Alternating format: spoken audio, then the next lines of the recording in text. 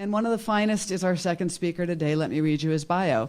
Valerio Carelli has been a researcher in charge of the Laboratory of Neurogenetics Department of Biomedical Sciences and Neuromotor Pathologies at the University of Bologna, Faculty of Medicine and Surgery in Bologna, Italy.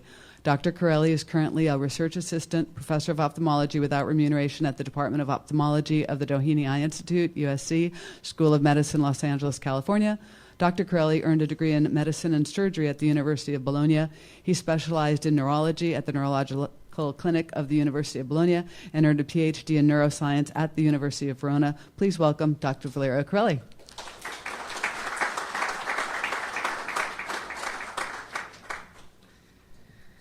Okay, so Alfredo told you almost everything. I don't know what to say. I'm just kidding. Now, he left over the the issue of therapy, and I'm just re-getting some of the last slides that he showed to make just one point. In order to understand if a therapy is effective, we need to know exactly how the disease works, the timing, and we need to have things to measure in order to distinguish and recognize the differences of a treated patient versus an untreated patient. So in other words, we need to know well the natural history. And labors is a good playground for therapies because the natural history is fairly well known and is sort of predictable, or at least more predictable than what happens with other mitochondrial disorders like MELAS and so on. So very briefly, I think you're very familiar with the idea that the centroscotoma in the visual field gets really small at the beginning and then enlarges and then covers most of the visual field. And you already learned that initially the fibers are swelling, and this is measurable by OCT in the temporal and inferior area, and then they're being lost on the temporal and inferior area. In the meantime, they get swollen in the superior, and then they get lost in the superior, and then they get swollen in the nasal. And you're already familiar with these waves or swelling and losing fibers, which is measured by the OCT, and this description has been done by our colleague in Bologna, Piero Barboni. And this fits perfectly what the histology showed, and so you do see the wave of fiber loss getting through the temporal side inferior and finally just sparing a little bit on the nasal side. So all this is happening because we have three main mutations covering over 90% of the patients. Again, you're familiar with this number, 11, 7, 7, 8, 14, 4, 8, 4, and 3, 4, 6, 0.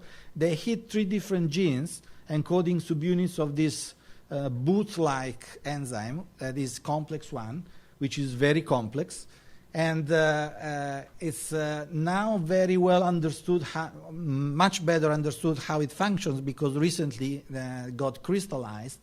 And essentially, some of the mutations, in particular the 3460, blocks the electron flow, as Alfredo said, whereas the other two mutations are probably involved in how the electron flow is coupled with the proton pumping, which in other words means how the reaction that is ongoing in the complex 1 is translated in charging the battery that is then used by mitochondria to synthesize ATP.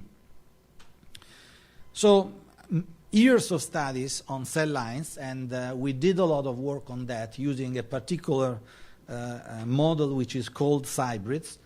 But we did also use fibroblasts, which are very simple cell lines that are grown from the patients just picking a little piece of skin. What we know is that definitely if we push the respiratory chain, so the activity of the mitochondria to synthesize ATP through complex 1, you have a deficiency there. But as Alfredo pointed out, if you go through complex 2, you still can make the machine functioning. So you have some degree of compensatory possibilities there. But because complex 1 is not functioning properly, then you have an increase in reactive oxygen species production. So this is like the black smoke of a car which is very old and it doesn't go very fast as when it was new. So the ROS are overproduced compared to normal people. So these two things in combination, but now we believe that ROS are playing the major role, are actually sensitizing the cell to be very close to the point of self-destructing, so to activate this self-destruction suicide. And on top of everything, we know that these defects are also reflecting on the way how mitochondria are connected within the cell, which are usually like spaghetti, interconnecting and fusing continuously. But in the case of a complex 1 defect, they get more fragmented. And in vitro, the model that we used, the suicide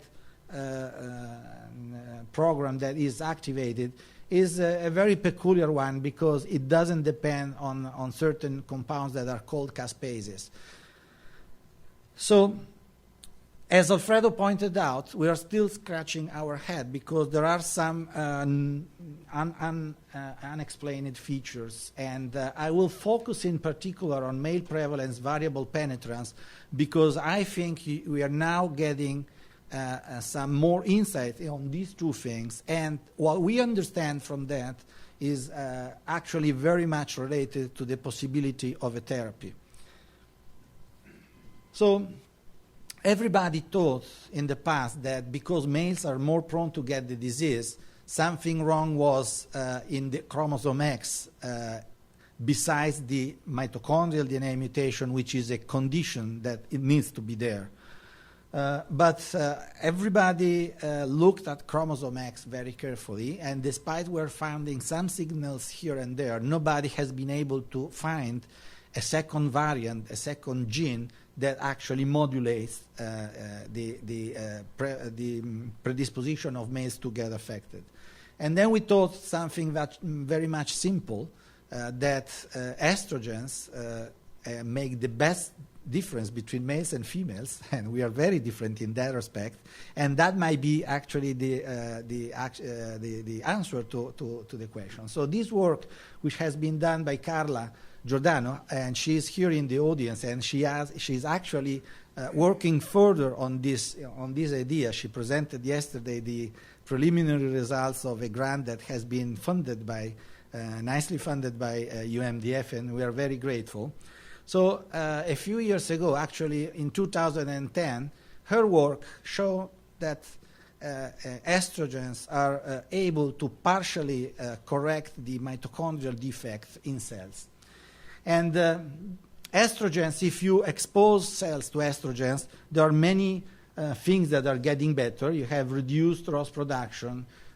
Cells are surviving in certain stressful conditions that we impose in the cell culture. But the point that I want to focus on is that estrogens are able to activate mitochondrial biogenesis, which means, in other words, that in each single cell you can increase the number of mitochondria and of mitochondrial DNA copies.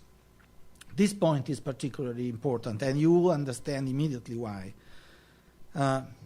So, if increase of mitochondrial biogenesis, so having more mitochondria, is a successful compensatory strategy, this could be a key point to understand also the variable penetrance. So to understand why someone is actually happy with the mutation and is not getting the disease, and why some other people actually convert and get the disease. And this is a very crucial point because anything we have been measuring, oxygen consumption or the activity of complex 1, we have not been really able to distinguish the unaffected carriers from the affected people. And so the question is, what is the best marker to predict if someone is more prone to get the disease or is more prone to survive without the disease and living happily with the mutation? So I just show one slide of a huge work that we have been doing in these years. And again, Carla is the leading author of this paper, which is submitted right now for publication. And if you compare the amount of mitochondrial DNA per cell, this is done in blood cells, but we did replicate the same thing in muscle and in other tissues, including the optic nerve. I will show this later. Here is the amount of affected people. You are under the threshold of 500 copies per cell. And here is the amount of mitochondrial DNA copies in unaffected carriers. You are over 500 copies per cell. So that means that who is having the mutation but is not getting the disease has a very good way to compensate as opposed to people that are actually getting affected. So this is the first time, I guess, that we are able to distinguish with a biomarker, once it's going to be solidly validated, the predisposition to undergo the disease or not, having the mutation. And this applies also to the optic nerve. Alfredo did show the nice modeling, mathematical modeling of this phenomenon. And we actually got pieces of tissue from these optic nerve sections, and we extracted the DNA, and we measured the amount of mtDNA. And what it turns out is that, as a matter of fact, that on the temporal side, you have the lowest amount of DNA, and this is the most sensitive area where you lose first the fibers, as compared to the nasal, which has the highest. And this is the counterpart at the, of what I'm saying at the electron microscopic level. So a single axon, a single fiber connected to a retinal ganglion cell in a normal person, in an unaffected person, I have to say, has a very nice myelin sheet, which is like the plastic around the electric cable. It isolates the cable. And you just see one mitochondrion traveling within the axon. And here is an axon spared in an affected person with labors, where you have many, many, many mitochondria accommodated within the axon, and you have this dramatic thinning of the isolating membrane, which is the myelin sheath. And this is exactly what Alfredo was trying to say. This surface is sucking the energy, and these are the guys that are providing the energy. So smaller is the fiber, and less advantageous is the ratio. If you have bigger fiber, you have the way to accommodate more mitochondria within the volume, and these fibers are more resistant to the dysfunction. So we are now here linking estrogens as a possible explanation for the difference in rate of being affected between males and females. Estrogens, among other things, are activating mitochondrial biogenesis, so you increase the number of mitochondria that you have in the system, and this seems to be the key distinguishing feature between unaffected and affected people, all having the same mitochondrial DNA labels mutation.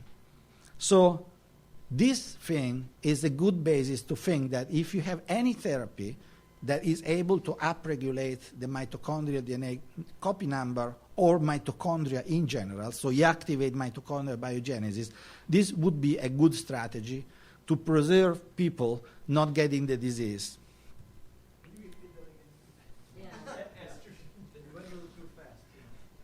So if we believe that estrogens are the key distinguishing feature between females and males, and this from the hormonal point of view, there is no doubt about that.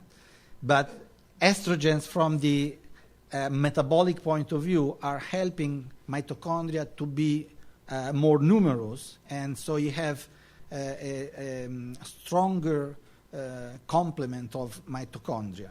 So if you look at people that is affected, no matter if it's male or female, versus those which are not affected, all having the mitochondrial DNA mutation, you can distinguish them based on our experiments, considering how many mitochondria they have. So carriers, unaffected carriers, they have more mitochondria than affected people. And this is also the thing that is generated by estrogens in females. So if this is true, if you have any drug able to increase the number of mitochondria in your system, you're preserving the people from getting the disease. One question. On the slide that has the affected versus unaffected, which had the greater number of mitochondria per cell, Yeah? there was a graph, three graphs to the right showing each of the genetic mutations, and they were dramatically different. Let me go back. I'd like to comment to there.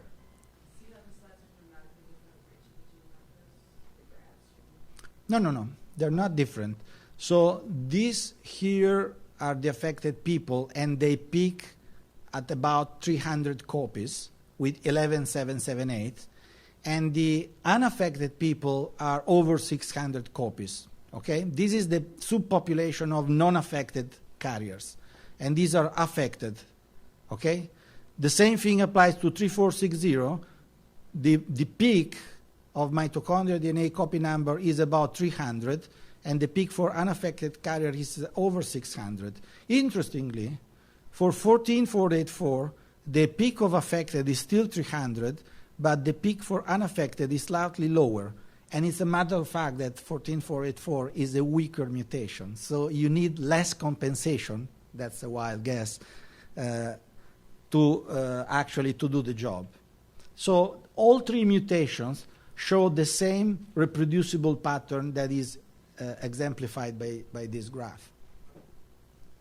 Yeah? What is the variable that you're seeing that is between the unaffected and the affected people causing somebody to have more mitochondrial copies? Thinking about my brother and I are affected, but our third brother is affected. That's very important question, and that is what we're doing right now. On one side, I'm keen to think that genetic variability could be underlying this difference. So some people, even in people not having the mitochondrial DNA mutation, so in the general population, if you pick up different people, they may have differences in the amount of mitochondrial DNA in their blood or in their muscle and so on.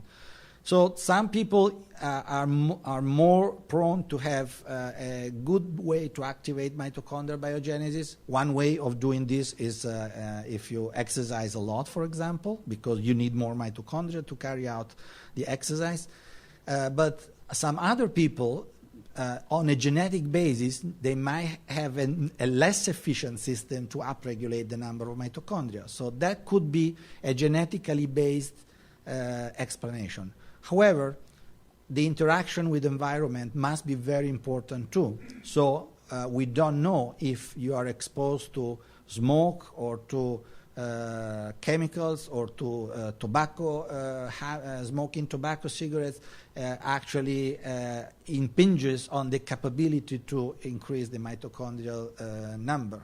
And so it must be a complicated interaction of many little factors that all together make these differences between one individual and the other, even if they are brothers. Does the idiopathic term or concept principle apply? Because it is Idiopathic means that we don't know. Yeah, right. I think yes, that's this. The actual trigger, what causes? It's an idiopathic difference in efficiency to upregulate mitochondrial biogenesis, the number of mitochondria that you have. What actually causes the deterioration or the conversion from to be affected? You're saying still we could, if it were simply the number of mitochondria, that would not be predictive. Could be. That's exactly the point. If we validate this with proper studies, this could become a predictive marker of who is risking more to become affected versus who is actually being on the safe side. Let's say that person without the mitochondrial DNA mutation has 50 mitochondria per cell. And then you have two brothers, both with 11778 mutation. And the presence of this mutation produce a reaction in the cell. And in order to counteract the defect, you increase the number of mitochondria. But one individual is able to go to 60, and the other one is able to go to 40 from 20. So this difference, it becomes a risk factor. So who is less efficient in proliferating the mitochondria within the cell is more prone to get the disease. And then if it smokes, and if it does other things, and if it's a male versus a female, then you build up the risk and you end up having the disease. That's my view. Please, Alfredo and Doug, you can discuss and make comments anytime as the patients. The point is that we don't know what is really the mechanism by which this response happens, but the selective pressure, and I'm thinking of all these different analogies, is such that those that do it survive and stay carriers. Those that don't do it become affected, and so you end up with these two populations looking very different. Does the immune system play a big role? Like some people, a child has good immune system, or I don't see a straight direct connection with the immune system in this disease. It's a neurodegenerative disorder, so the cells commit suicide when a certain threshold is crossed, when a certain system of signaling within the cell, it says this cell is too sick, we need to get rid of it. Yeah. Down there first and then you.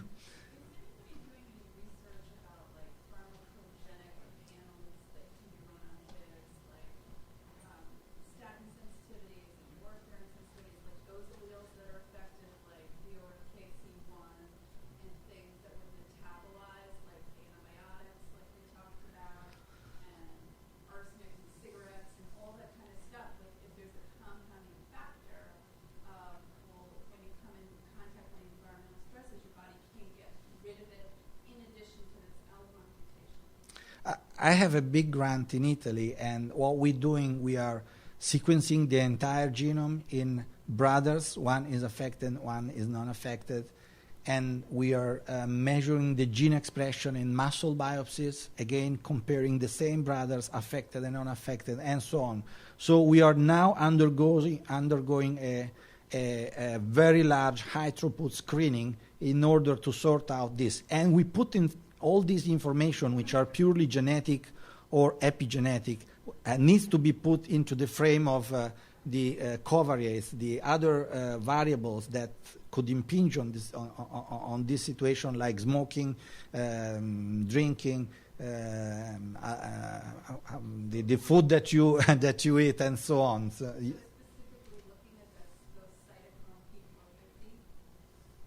well, this is just a little thing.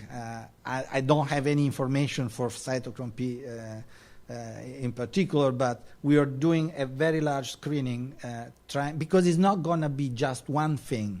It's going to be a couple of things for you, maybe three things different from yours in another people. So it's a multifactorial effect. And because it's a multifactorial effect, it's not so simple as dealing with the monogenic disease, where at some point you have a hit, and that's it. That's the only reason why you get the disease. Here are a number of different hits, little that are they are being additional in the effect, and at the very end they get the effect, the final effect. So in order to identify all the little hits, is not so easy.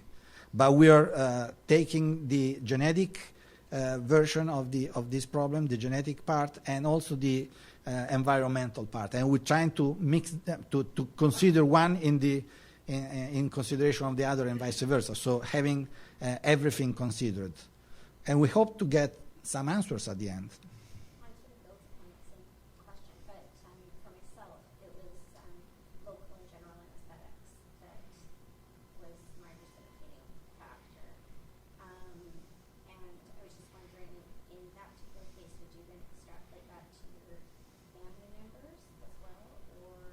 No, because the nuclear genetics, despite your relative, you're connected, is still slightly different from one individual to the other one, and So it's still.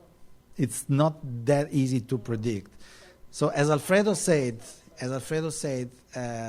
we'll learn that there are many anesthetics that are actually interfering with respiration and frequently with complex one activity, but it's also our common experience that up to now I never had a single patient who got labors due to a precipitating factor, as anesthesia as a precipitating factor. So the common experience, it says there is no much risk, even though you need to consider this. One and two. So. My question is, if the main difference between the unaffected carriers and the affected individuals is the number of mitochondria per cell based on the mitochondrial biogenesis, Right. then does it not matter the rate of apoptosis? Is the rate of apoptosis the same between those populations, do you think? And it's just the numbers Well, are less?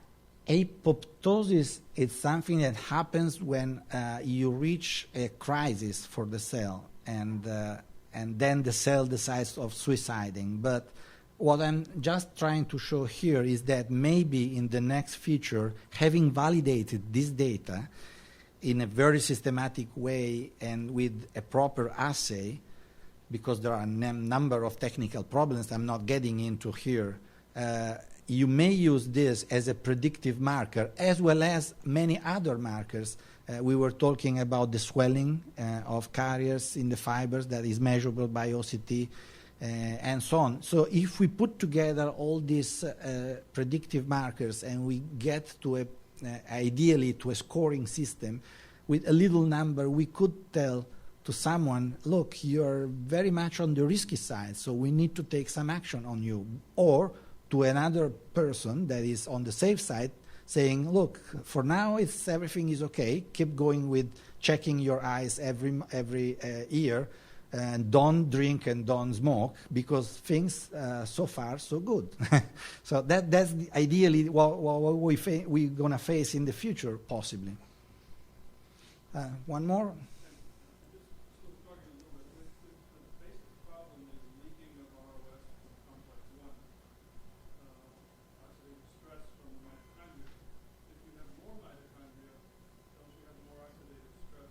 Yeah. And so, what's the balance?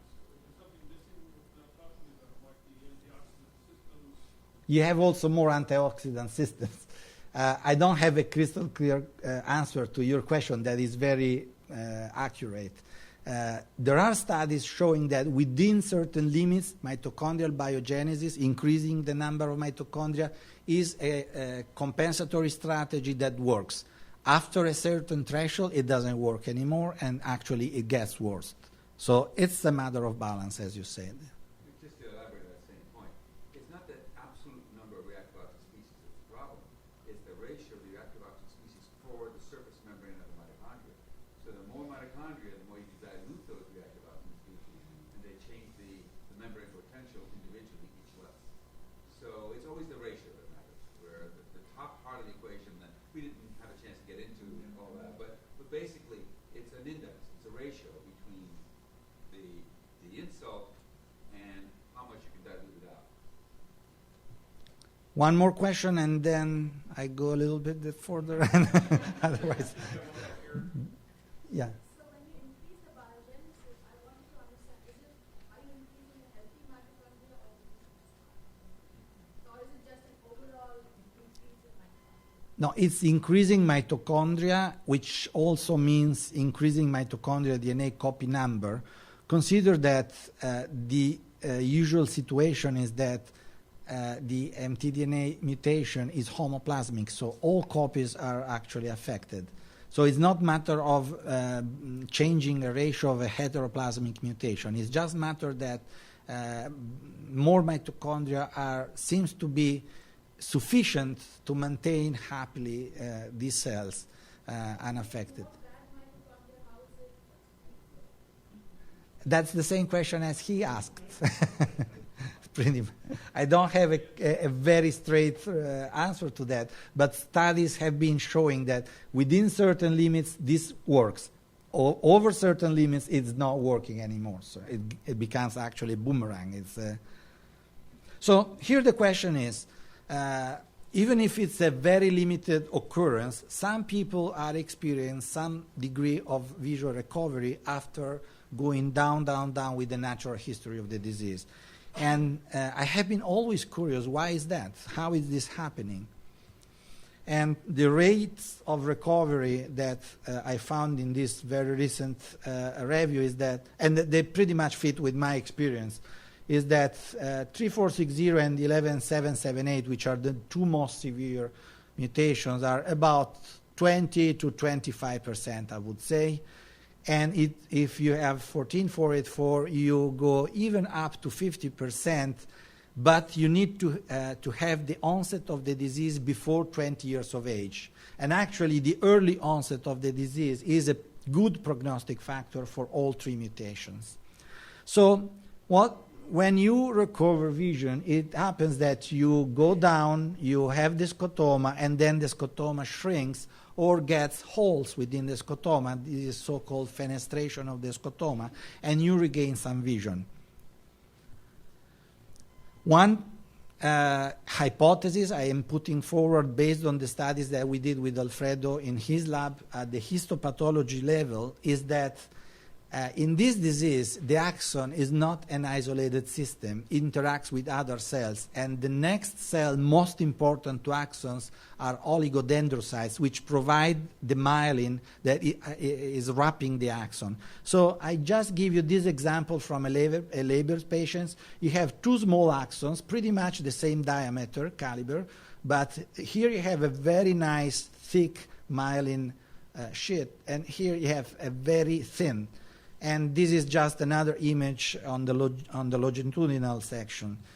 And here you have an interesting phenomenon. You have a bunch of axons. Some of them are nicely myelinated. And then you have you have one guy that is thin with myelin. And then you have two guys which are almost denuded. So if you enlarge these two axons, you see that you have some wrapping going on. So we believe these are examples of remyelination. So the idea is that if you have axons surviving the disease but are not functioning because they are actually having a pathological wrapping of the myelin, but then they get eventually remyelinated, they can get back to function, and this is the anatomical base to believe that some people are actually regaining some degrees of vision.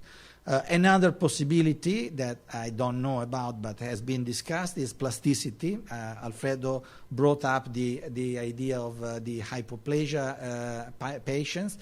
Maybe over time some brains are able to use better the remaining information that is brought to the cortex, enlarging the receptive. I don't know. The other possibility is an adaptation with some degree of plasticity. I prefer this interpretation here, the cable. Okay, let's briefly go through the therapies. Idebenone and AP743 are the same approach and are the two feasible things right now. Then you have a long list of other possibilities. I'm not going to talk about those because are still up in the air at the moment. So Idebenone, that got a little bit screwed up. Anyways, Idebenone is a modified version of coenzyme Q. The only thing is that having the tail different chemically is able to get at the right place more efficiently. So passes the blood-brain barrier and is the bioavailability, so the amount of molecules that reach the point where they need to function is more efficient. So in Italy happens that Idebenone is approved for other disorders, for dementia, and we have been able to use off-label Idebenone since the first communication from Dr. Mashima in Japan, who reported in, I guess, in 1994 or something like that, that giving Idebenone to one patient, he promoted visual recovery. And after many years of using Idebenone, finally one company organized a proper study, and this is the study that has been carried out and published by Klopstock and Patrick Chinnery, and the company was Santera. The results of this study are halfway. They failed to show efficacy using the primary endpoint. So the main measure they chose as a way to demonstrate efficacy was they didn't meet that goal. But another number of measures were actually significantly improved by the administration of Idebenone. We ran a similar study, but weaker in terms of statistics because it's a retrospective study, so it's not a prospective, well-organized, double-blind placebo study. But the amount of patients we had was very relevant, and we compared these patients with untreated patients, and we went longer than the official study with Idebenone administration. So we had some different perspective on what was going on. And our most significant results are with the most frequent mutation, which is 11778. So these are the treated guys divided in those who recover and those who not recover. So even in this case, you have responders and non-responders. And then you have the untreated who recover spontaneously without any treatment or not recover. So if you look at the recovery rate, spontaneously we get the 23% of recovery, which fits with the numbers I showed before from the review. And with the treatment, you jump up to 47. So you increase significantly the rate of recovery. And if you treat patients, the interval between onset and recovery is actually shortened. So on average, you need 27 months before you start seeing some visual recovery, and if you're treated, you have 17. And the therapy duration was also relevant because those who went longer actually had more opportunity to recover vision. And analyzing all the data, 14484 patients do well no matter if they're treated or not, whereas for 11778 patient, treatment was important. The 3460 cases were too low to do any meaningful statistics. This is what exactly I just said. And so the most statistically significant things were duration of therapy, start of therapy, in relation to timing of visual recovery. We had a few patients that were given Idebenone in between eyes, so before the second eye was affected. We have never been able to rescue the second eye. That's the dream that we have, to have the drug that if being administered in between eyes, it actually rescues the second eye. That would be wonderful because that is such a powerful demonstration of efficacy that I don't think you need very much a double-blind placebo-controlled trial. So our conclusion are that 11778 benefits of Idebenone therapy, increasing significantly the rate of visual recovery, and you have to go long with the therapy. Good things may happen 2 years after you actually been given Idebenone. It takes a long time to recover. And Idebenone is not a magic bullet because even in the very early treatment patients, we did not rescue the second eye. And there are a number of studies now being published on how Idebenone works. I am not getting into those details. And I will share with you our experience with 3 patients being administered with EP743 in Italy, and they are wonderfully recapitulating the experience of Alfredo with 12. So we have one very good example, one intermediate example, and one very bad. This is Alfredo's experience. So you have cases where you actually go back to normal. This is exceptional. I think up to now, Alfredo, we have been seeing this maybe twice. 2 for sure, 1 Yeah. almost no. Yeah. Then you have an intermediate situation. This is pretty much what we see with Idebenone. You get a certain amount of visual loss, and the central scotoma gets large enough and then shrinks. So these are an intermediate responder. And then you have just people that no matter you give Idebenone or EP743, they just get worse, worse, and worse, and they follow the natural history of the disease. So our 3 patients, I will show you in a second, they have been given 300 milligrams 3 times a day, which I believe is exactly the same thing that you did here in the United States.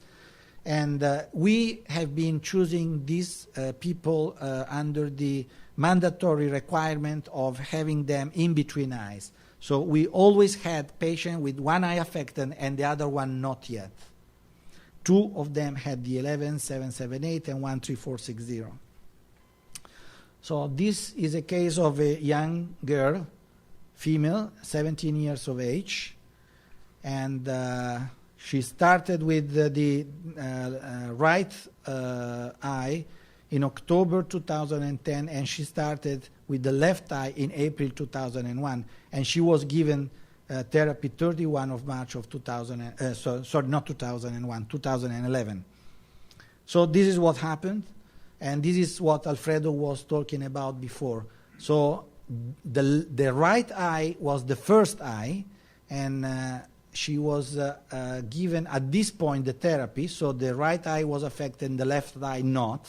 So the right eye went through a little bit of worsening and then got better.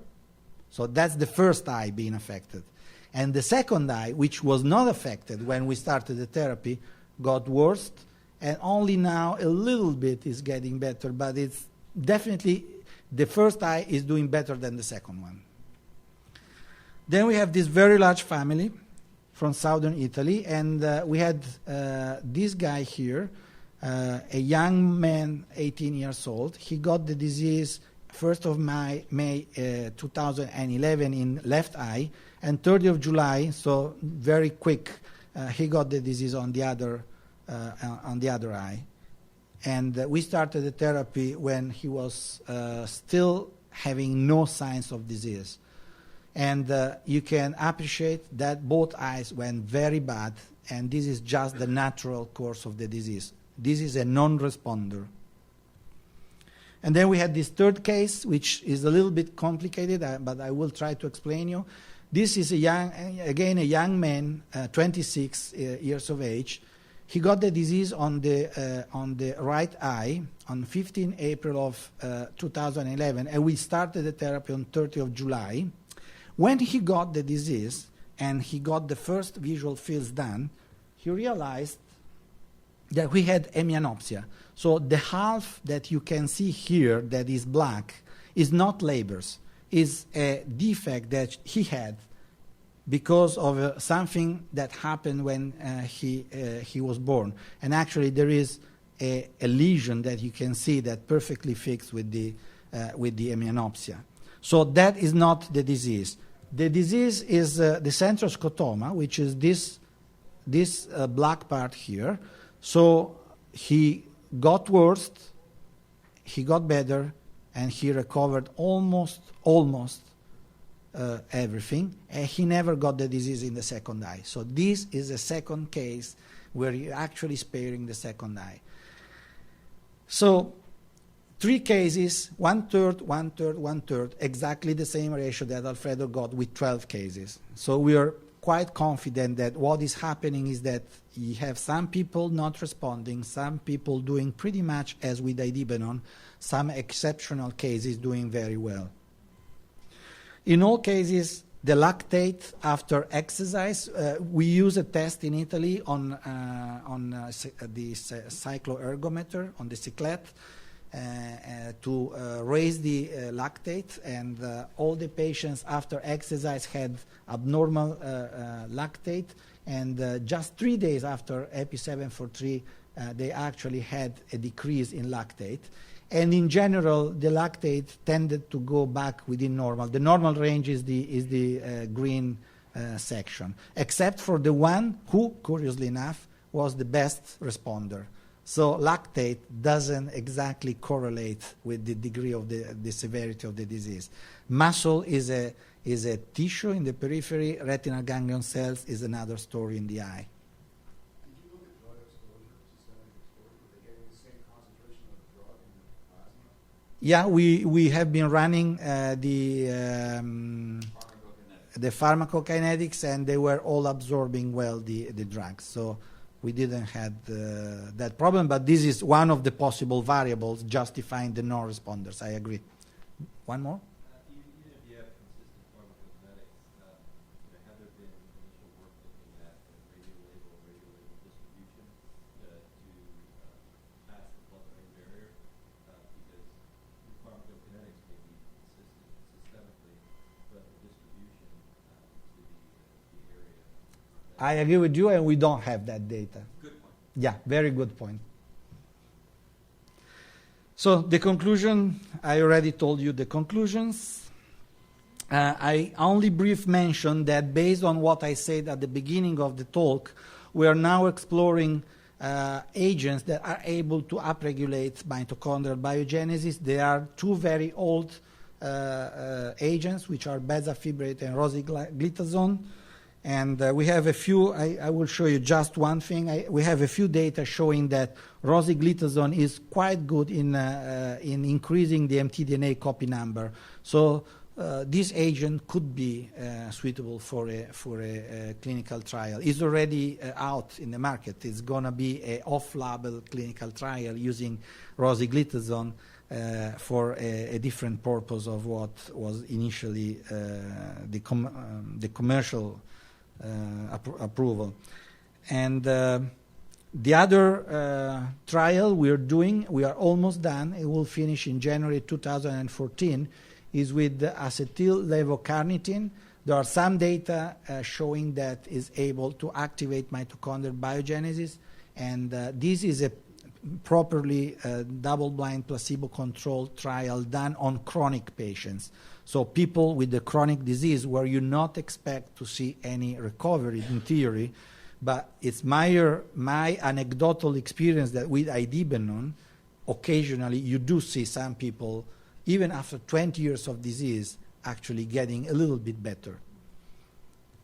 And these are, it's my lab, and all the ophthalmology stuff is done with these 4 people from Italy, Piero Barboni, Arturo Carta, Federico Saduni, Anna Maria De Negri. They all have been coming to Brazil as well. Carla Giordano and her lab is running all the experiments on mitochondrial DNA copy number and estrogens.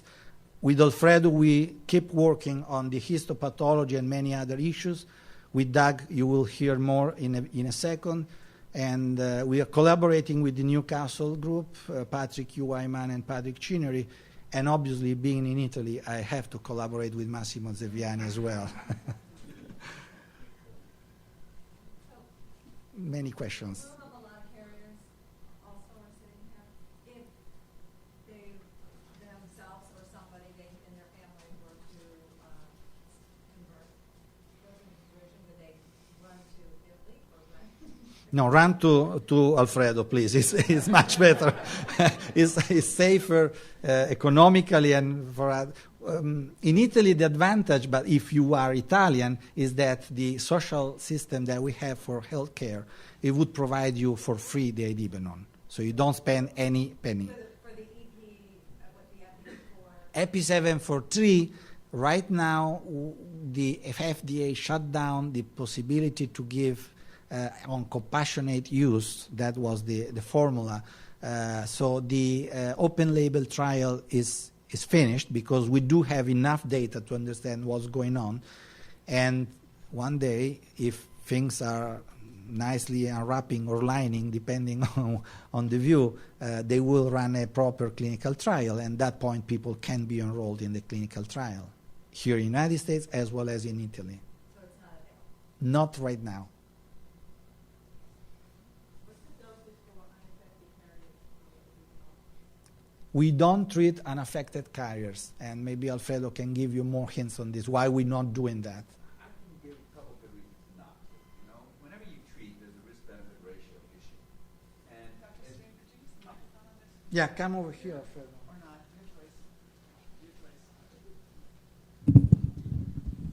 gave me the chance to not put this on the record, but let's go ahead and put it on the record. Valerio, stay up here. I don't think that I'm ready to use Idebenone on carriers, and there's at least a couple of reasons here. In the case of the affected, we definitely know what the benefits are, and so you're willing to take some risk, and carriers, not so clear. But the other reason is, if it ain't broke, don't fix it. You know, you're changing the metabolism. And even though the logic and the theory might be, and maybe statistically it is more likely you're changing it in the right direction, there's a chance you're doing the opposite. And I'm not ready to deal with my emotional consequences of taking a carrier who's doing just fine, putting them on Idebenone, and watching a couple of months later them go blind. It's a safe medication if you're not at a threshold. It may actually tip you over the threshold. So I think it's premature to say that that's a treatment. But I would like Valerio. That's what I'd like Valerio to talk about. We feel differently about estrogen. I mean, both of us have been recommending hormonal replacement therapy as you approach menopause, and I think you should speak to that. Well, again, we have very anecdotal data, and we are about to begin a systematic study, probably with the help of Alfredo and Lisa. Definitely we have to do that in Italy because we already plan to do, and we're going to do it also with pathogenesis. We want to study females who got affected compared to females who are still carriers. We have the anecdotal experience, at least in my series, that you have some cases of postmenopausal, the disease is postmenopausal, so when the estrogens go down. I have a couple of cases postpartum, actually more than that, and I have a couple of cases of primary amenorrhea, and the person that got the disease was given Idebenone, nothing was happening, and when she went to the endocrinologist, completely unrelated to me, and she put the patient on replacement therapy, she actually got better and regained a lot of vision. So we need to validate the idea, but estrogens may be one of the possible solutions, definitely for females. I just want to elaborate on that. So as a scientist, this is the way we have to do it, like you just described. But those of you who visited me, and as a clinician, I will advise all women carriers to go on hormone replacement therapy, because the few of us who are old enough to remember, like Doug, 30 years ago, everybody was told they should go on hormone replacement therapy. I mean, you were practicing malpractice if you didn't, osteoporosis, this and that. Then about 10 years ago come all the issues of if you have a BRCA1 or you have a history of heart disease, your rates go way up if you take estrogens. And the answer, of course, is that the proper risk-benefit ratio, again, depends on your family history. If you're more likely to have this problem or that problem, that should sway you. It's not a one-size-fits-all. If you are a carrier for LHON, you have that family history. You have a very good benefit from steroids. So in that relatively equal balance, you're not balanced. I think that women with the disease should go on it. Steroids doesn't mean cortisone. Did I say steroids? I'm sorry. Let me be clear. Hormone replacement therapy. Can I come up and, as a pharmacologist, I want to address it. But I think you need to get the endocrinologist involved in this, because not just any hormone replacement therapy. I would argue against Premarin. I would argue for microionized estrogens, normal estradiol, and supplemented with microionized progestin, cycling this, because I think that the hormones that they've traditionally used for hormone replacement therapy bear no resemblance to the ones that women make in their bodies.